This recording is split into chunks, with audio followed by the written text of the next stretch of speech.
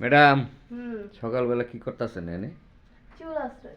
চুল আঁচড়ান? হুম তো এতক্ষণ কি করছেন? এতক্ষণ কি আর করব, বাসায় জামাই থাকলে যা হয়। তাই সকাল সকাল কি কিছু করছেন নাকি? আরে এত কথা কি ভাইঙ্গা কোন লাগে নাকি, বুঝেন না নাকি? ও, আমরা কাছের মানুষ না, আমরা তো শুনলে তো সমস্যা নেই। কাছের মানুষ দেখে তো বুঝা নেবেন, নিজেকে ভাই ব্রাদার কেমন জানেন না। না আরে এটা বুঝতেছি। তো মনে করেন কমন কথা, স্বাভাবিক হাজবেন্ড ওয়াইফ থাকলে তো হ্যাঁ, কত কিছু হইতেই পারে, কত ঠিক না? কিছু হইতেই পারে, তাই। তাই তো। ওটা কোনো ব্যাপার না, শীতকালের দিন গোসল করে সব ঠান্ডা, তাই না? হ্যাঁ, গোসল করে লাইলে পরে আর শীত লাগে না। শীত লাগে না, হ্যাঁ।